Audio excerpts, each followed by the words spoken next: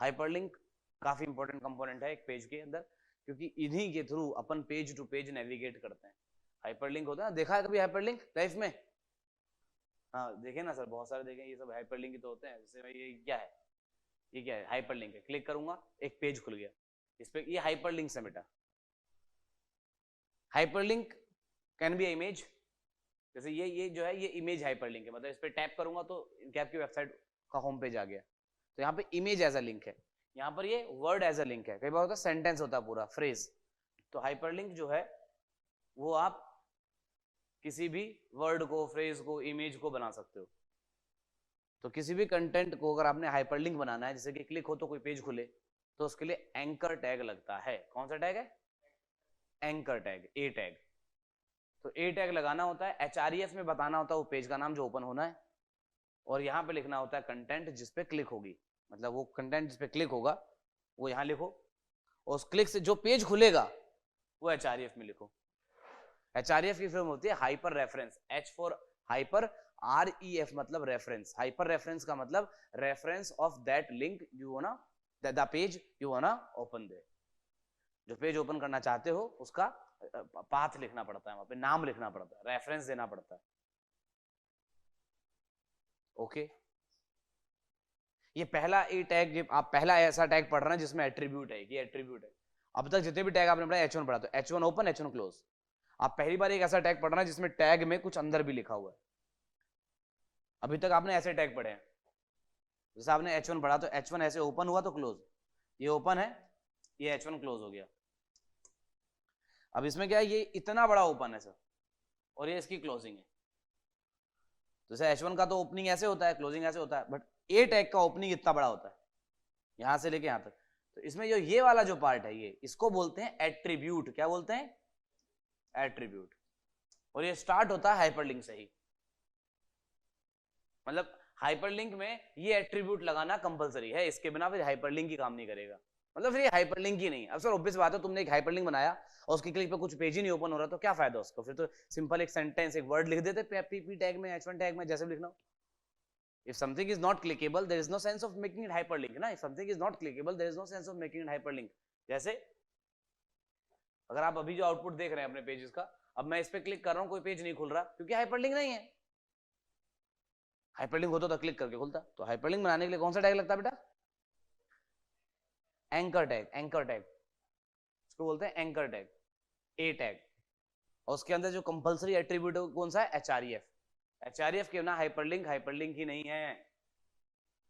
समझ में आ रहा है? तो let me create one another page now, जिसमें मैं आपको हाइपरलिंक बताऊंगा। अब मैं क्या कर रहा हूं सर, देखिए अब ध्यान दीजिए आप लोग भी, मैं हर बार HTML नई फाइल नहीं बनाऊंगा VSC में, फिर नई फाइल बनाओ फिर सेव करो, I will not do that. अभी मैंने ये वाला फाइल बनाया, मैं इसी को कॉपी पेस्ट कर दिया, Ctrl+C Ctrl+V, कॉपी पेस्ट करना आता है तो बन गई नई फाइल, और फिर इसे रीनेम कर दिया F2 दबा के, F2 होता है ना शॉर्टकट, और इसका नाम बदल दिया, बस नाम लिंक एग्जाम्पल। तो मैंने इस वाली फाइल को रीनेम, कॉपी करके नई फाइल बना ली। मैं बार बार नई फाइल नहीं बनाऊंगा, मैं पिछली फाइलों को यूज करूंगा, क्योंकि सर ऊपर का हेड टैग और बॉडी टैग तो सेम ही है ना सब, वो बार बार लिखने से बचना चाहता हूं। तो मैं इसको ओपन करूंगा राइट क्लिक करके, ओपन विद VSC, तो ये इस तरीके से दिखेगा। अब इसमें तो सारा वही कोड आ रहा है सर, हाँ तो उसी को कॉपी करो, वही है, बस बॉडी का कोड बदल देंगे अब। तो यहां बॉडी में ऐसे खाली कर दिए। अब मैं यहां पर आपको लिंक पढ़ाता हूं अच्छे से।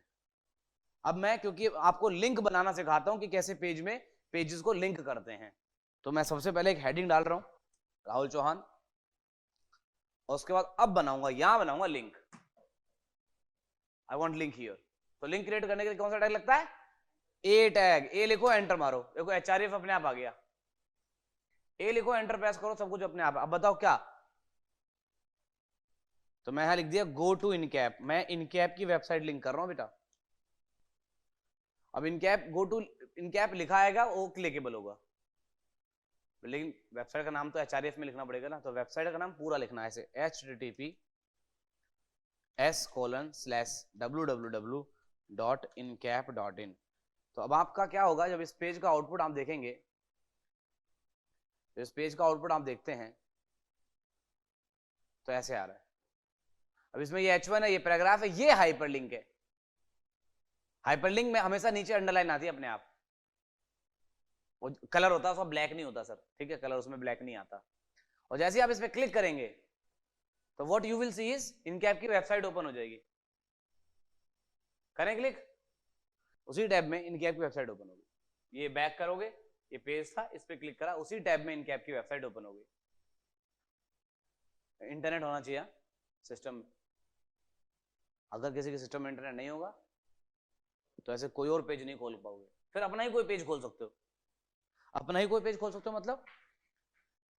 मतलब ये कि जैसे आप चाहते हो कि यहाँ पे लिखा है फर्स्ट पेज, तो मैं चाहूंगा कि मैं फर्स्ट पेज पे क्लिक करूं तो जो सबसे पहला पेज बनाए थे हम लोग first.html वो कॉल हो जाए। तो यहाँ पे क्या लिखेंगे, अब URL नहीं, देखो जो अपना पेज कॉल ओपन करना है, मतलब यहाँ से ये वाला पेज ओपन होगा, यहाँ से ये वाला ओपन होगा, तो इसका जो नाम है वो नाम यहाँ लिख दो। पर ध्यान रहे वो पेज पैरेलल होना चाहिए। अगर तुम यहाँ पर इसको लिंक करे हो तो ये पेज यहाँ हो भी। कई लोग क्या करते हैं, पेज का नाम तो लिख दे पर पेज है ही नहीं। तो अब इस पे क्लिक करूंगा, फर्स्ट पेज खुल रहा है, यही था फर्स्ट पेज। इस पे क्लिक करो, इनकैप का वेबसाइट खुल रहा है, बैक आना पड़ेगा बार बार। तो आप लिंक कर सकते हैं अपना ही कोई पेज भी या कोई और वेबसाइट का पेज भी। कोई और वेबसाइट का पेज लिंक करो तो इंटरनेट होना चाहिए और पूरा URL लिखना पड़ेगा। और अगर अपना ही कोई पेज यूज कर लिंक कर रहा है तो सीधे नाम बताइए बस। हाँ ध्यान रहे वो पेज आपके उस पेज के पैरेलल में हो भी, ऐसा कोई पेज ना कॉल कर दें जो है ही नहीं। तो हाइपरलिंक समझ में आ रहा है। अच्छा एक और चीज जान लो, जैसे हाइपरलिंक में क्या होता है, जब आप एक लिंक क्रिएट करते हैं तो अगला लिंक अगर बनाओगे तो उसके सामने आएगा। जैसा कि आप यहाँ देख रहे हैं, एक लिंक के सामने दूसरा लिंक आ रहा है। अगर आपको लगता है कि सर नीचे आ जाए तो आपको BR लगाना पड़ेगा। जैसे 2 पैराग्राफ लगाओगे तो हमेशा ऊपर नीचे आएंगे, लेकिन 2 हाइपरलिंक लगाओगे तो हमेशा आमने सामने आते हैं। 2 पैराग्राफ लिखोगे हमेशा ऊपर नीचे आएंगे, लेकिन 2 हाइपरलिंक लगाओगे हमेशा आमने सामने आएंगे। नीचे अगर लाना है हाइपरलिंक को तो आपको बीच में BR टैग लगाना पड़ेगा। BR टैग कल पढ़ाया गया था। तो अगर आप इन दोनों टैग के बीच में यहाँ पर एक BR टैग लगा देंगे। अच्छा BR लिखने का ऑप्शन ये होता है कि आपको ऐसे क्लोज करना है, बट ये ऑप्शनल भी है। एम्प्टी टैग जो होते हैं वो सामने ही क्लोज होते हैं, कल बताया था मैंने, बट उसमें जो ये स्लैश होता है ये ऑप्शनल है, तब भी ठीक है, it work same, it work same. मैं लगा के हटा के दिखाया तब भी चल रहा है, और मैं अगर लगा दूंगा तब भी ये सेम ही काम करेगा। तो फॉर्मल ये है, बेस्ट तरीका ये है, लेकिन ये इसे लगाना भी अलाउड है और गलत उसे भी नहीं माना जाता। लेकिन अगर वो मेरे से पूछो कि सर मोर रिकमेंडेड क्या है, सर मैं एग्जैक्टली अगर फॉर्मल डिजाइनर बनना चाहता हूँ तो मैं आपको रिकमेंड करूंगा कि आप ऐसे कंप्लीट एंड करें, छोड़े ना। कोई भी टैग है तो क्लोज होना जरूरी है सर, ओपन है तो क्लोज भी हो। अगर ओपन के साथ ही क्लोज है तो वहां ही लगाओ एटलीस्ट। जैसे ओपन है तो क्लोज होना चाहिए इसका, अब ऐसे ये ओपन है तो इसका भी क्लोज होना चाहिए ना। अब ये क्लोजिंग इसका ऑप्शनल जरूर है, लेकिन फॉर्मल तरीका है कि आप स्लैश लगाएं, आप ज्यादा अच्छे डिजाइनर माने जाएंगे। तो मैंने 2 हाइपरलिंक के बीच में BR लगाया जिससे कि लिंक ऊपर नीचे आ जाए। अब मैं टारगेट की बात करता हूँ। टारगेट क्या है, गो टू गूगल, गूगल का पेज ओपन कर रहे हैं सर, क्या लिखना पड़ेगा, https://www.google.com। तो इस बार गूगल का पेज खुलेगा, लेकिन सेम टैब में, इसी टैब में आउटपुट आ गई। मैं चाहता हूं कि गूगल का पेज खुले लेकिन दूसरे टैब में खुले, नेक्स्ट टैब में खुले। तो मैं यहां पे लिख दूंगा टारगेट _ब्लैंक। अच्छा सीक्वेंस मैटर नहीं करता है, आप ऐसे लिखें चाहे href से पहले लिख दें, कोई फर्क नहीं पड़ेगा। इनको बोलते हैं एट्रीब्यूट्स। एट्रीब्यूट का नाम, एट्रीब्यूट की वैल्यू। एट्रीब्यूट की वैल्यू में कोट्स होना जरूरी है, अगर ये कोट्स नहीं हुआ तो ये गलत है। कोट्स होना, चाहे सिंगल कोट हो चाहे डबल कोट्स हो, फर्क नहीं पड़ेगा। एक बार टारगेट यहां लगा देता हूं और एक बार टारगेट, सिंगल डबल दोनों अलाउड है, बाय डिफॉल्ट डबल आते हैं तो डबल लिख देता हूं, और दोनों से एक ही काम हो रहा है। तो नए टैब में देखिएगा, क्लिक करा नए टैब में खुला, इस बार ये पेज वही है, अगले टैब में गूगल का पेज खुल रहा है, अगले टैब में गूगल का पेज खुल रहा है। Can you see, able to understand the hyperlink. Target के बारे में बात करते हैं। जैसे टारगेट ब्लैंक होता है ना, एक होता है टारगेट सेल्फ। टारगेट में ब्लैंक की जगह अगर मैं अंडरस्कोर सेल्फ लिख दूं तो ये भी काम करता है, लेकिन ये ना लगाने के बराबर है। मींस जैसे अभी आप यहाँ पे देखेंगे कि जब मैंने टारगेट यहाँ नहीं लगाया था तो उसी टैब में आउटपुट आएगा। सेल्फ का मतलब है सेम टैब में आउटपुट आएगा, वो तो बाय डिफॉल्ट भी हो रहा था। जी हाँ, मैंने बोला ना टारगेट सेल्फ लगा दोगे तब भी सेम है, उसी टाइप में आउटपुट देगा, नहीं लगाओगे तब भी सेम ही है, जैसे मैं नहीं लगा इसमें भी है। तो टारगेट सेल्फ जनरली लोग नहीं लगाएंगे, इनफैक्ट कई लोग पढ़ाते भी नहीं है, लेकिन पता होना चाहिए कि अगर हमें सेम टाइप में आउटपुट चाहिए टारगेट से ही तो कैसे करेंगे। तो टारगेट सेल्फ लगा दो, फिर टारगेट लगाओ ही मत। ब्लैंक का मतलब है नेक्स्ट ब्लैंक पेज में आएगा। कई लोग का डाउट होता है सर टारगेट ब्लैंक क्यों बोलते हैं, ब्लैंक का क्या मतलब है यहाँ पे। तो ब्लैंक का मतलब होता है blank page. The hyperlink you are gonna click will give you a page on the new tab, blank new tab। तो ब्लैंक का मतलब यहाँ ये होता है कि एक नए ब्लैंक पेज में आउटपुट आएगा, ये मतलब टारगेट ब्लैंक। टारगेट सेल्फ का मतलब क्या है, सेम पेज में आउटपुट आएगा, जो पेज आने वाला है वो सेम पेज में आएगा। एक और बात सुनो, बड़ी शानदार बात है इसी में। अब कई लोग ये पूछ सकते हैं आपसे कि सर टारगेट एक ब्लैंक होता है, अंडरस्कोर ब्लैंक होता है, एक होता है टारगेट सिंपल ब्लैंक बिना अंडरस्कोर के।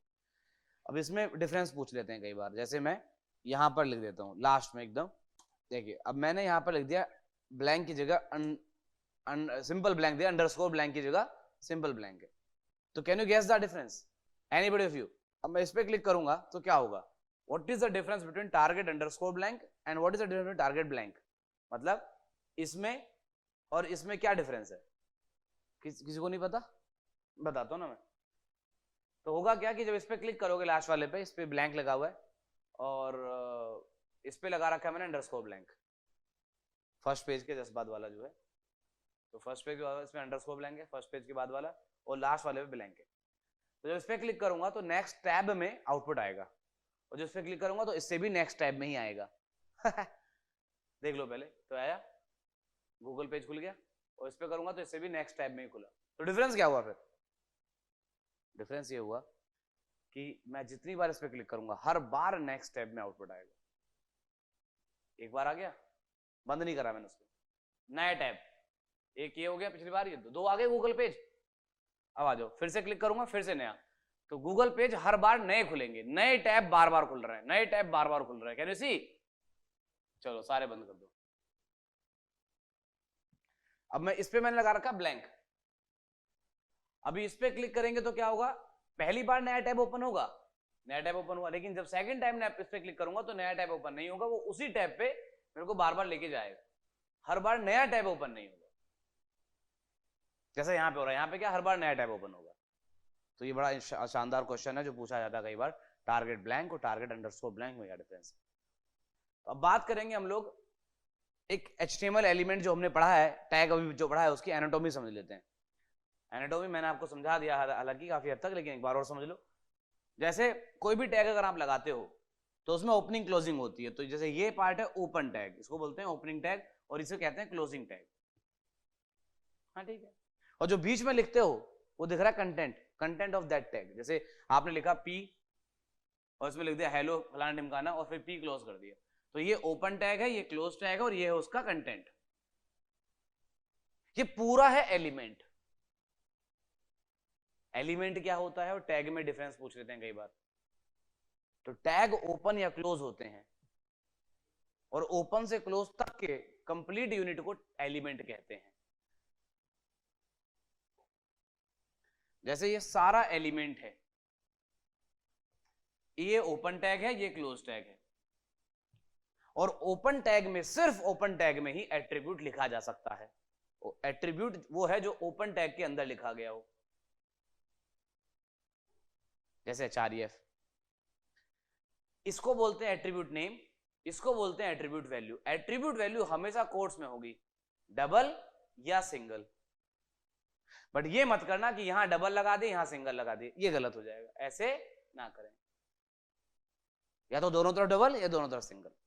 टैग के एट्रीब्यूट हो सकते हैं, टैग के एट्रीब्यूट होंगे ही, ऐसा कुछ रूल नहीं है। कुछ टैग ऐसे हैं जो बिना एट्रीब्यूट के नहीं चलेंगे, जैसे ए tag. A tag having no sense if there is no attribute. Okay?